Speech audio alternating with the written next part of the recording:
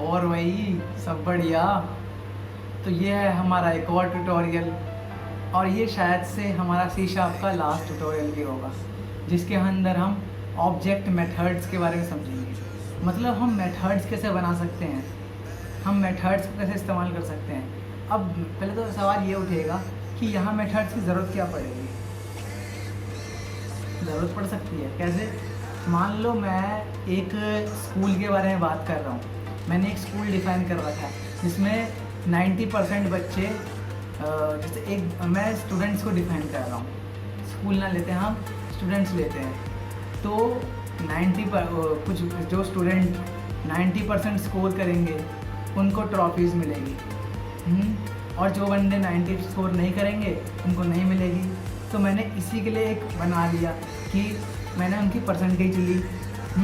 Percentage का भी एक स्टूडेंट लिया, तो स्टूडेंट का नाम हुआ, उसकी प्रॉपर्टी पहली चीज़, और उसका नाम और उसकी जीपीए या परसेंटेज मैंने ले ली।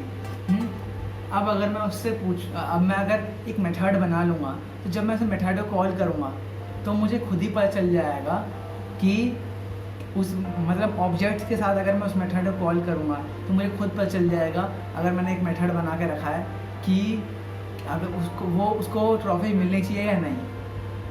समझ में नहीं आया थोड़ा बहुत, कोई बात नहीं, जब हम इस चीज़ को करेंगे ट्राई, आ जाएगा।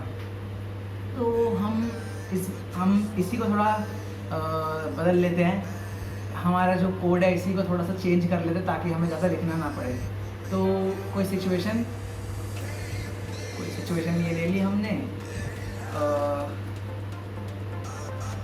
स्टूडेंट ले लिया, ठीक है। अब स्टूडेंट ले लिया, अब स्टूडेंट का एक नेम लिया, इसे काट देते हैं हम, और उसकी जीपीए या फिर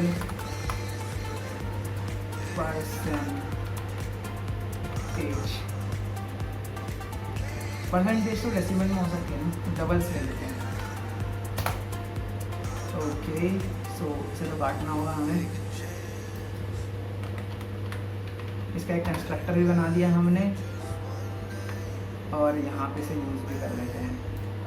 पहले तो name equal to A and percentage equal to B. Okay, so हमारा बन चुका है एक कंस्ट्रक्टर भी। अब ज़रा थोड़े ऑब्जेक्ट्स बना लेते हैं, इसे पूरा काट देते हैं। ओके, तो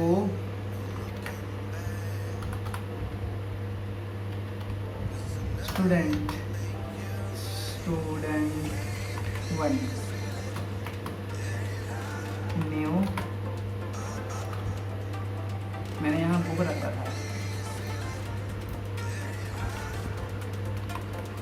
ओके, सो अब मैं स्टूडेंट को इस्तेमाल कर सकता हूँ।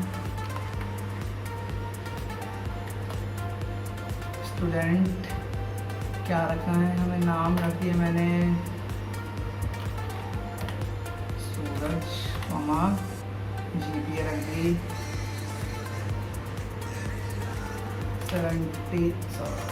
80 रख, खुद की परसेंटेज भी कम रखें तो क्या। ये हमारा एक बन गया, एक और बना लेते हैं। Student 2 equal new student percentage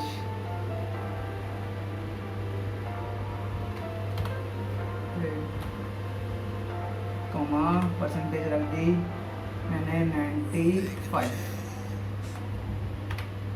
मैंने 2 स्टूडेंट्स को डिफाइन कर रखा है, स्टूडेंट 1 स्टूडेंट 2, जिनका नेम सूरज प्रेम और उनकी परसेंटेज भी लिख रखी है। अब हम ऑब्जेक्ट मेथड पर दें। अगर हम यहाँ पे एक मेथड बना लें, क्या पब्लिक, इसलिए अब एक मेथड है तो वो अब रिटर्न तो कुछ करेगा, है ना। तो रिटर्न करेगा तो उसका डेटा टाइप भी रखना पड़ेगा कि वो क्या रिटर्न कर रहा है। तो मैंने रख दिया बुलियन या फिर स्ट्रिंग रखते हैं, स्ट्रिंग, और नाम रखा इसको मैंने can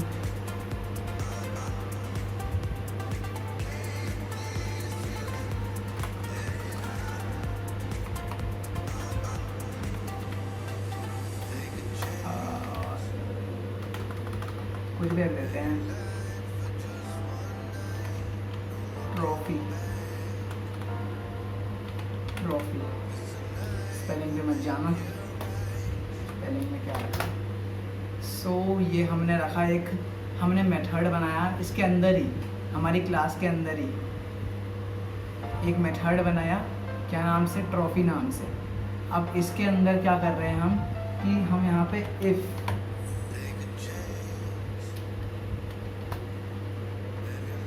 percentage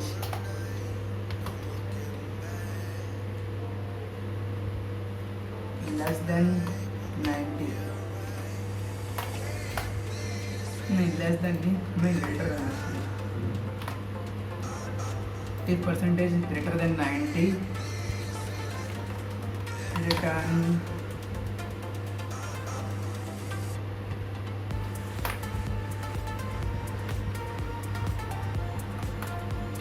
can get trophy, और else रिटर्न करा हमने यहाँ पे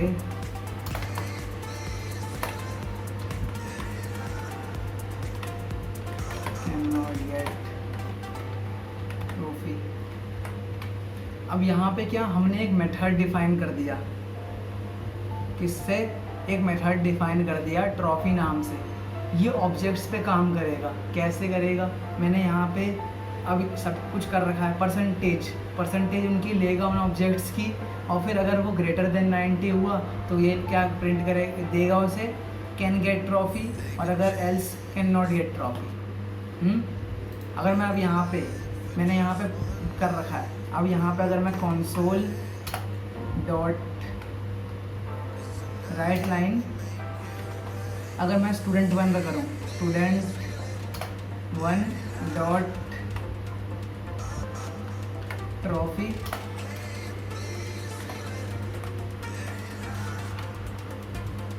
ये मैंने एक बनाया एक के लिए, स्टूडेंट 1 के लिए। अब स्टूडेंट 2 के लिए भी हम एक बार चेक कर लेंगे, Ctrl+C Ctrl+V एंड अब क्या होगा, ये दोनों के लिए चेक करेगा, उनकी परसेंटेज लेकर देखते हैं क्या होता है।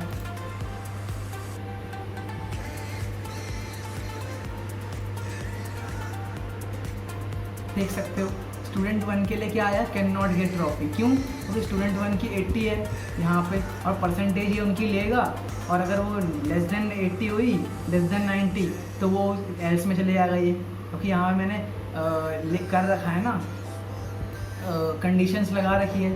और ऐसे स्टूडेंट 2 के लिए चेक करा, उसकी 95 है, जो कि 90 से ज़्यादा है, तो यहाँ पे जाएगा और चेक करेगा कि उसकी परसेंटेज 90 से ज़्यादा है कि नहीं है, इसलिए यहाँ पे आया कैन गेट ट्रॉफी। तो ये था हमारा मेथड्स कि हम ऑब्जेक्ट्स पे कैसे मेथड को इस्तेमाल कर सकते हैं। सो जो क्लासेस और ऑब्जेक्ट, ये बहुत बड़ा टॉपिक है और बहुत सारी चीज़ें इससे कर सकते हैं, लेकिन हम बेसिक्स में हैं तो इसीलिए इसमें हम इतना ही पढ़ेंगे। और ये हमारा शीशा का आखिरी ट्यूटोरियल है, ठीक है। सो हमारा शीशा का बेसिक इतना ही था, और आगे जब हम इंटरमीडिएट कभी करेंगे ज़रूर करेंगे आगे की चीज़ें, ठीक है। सो बाय।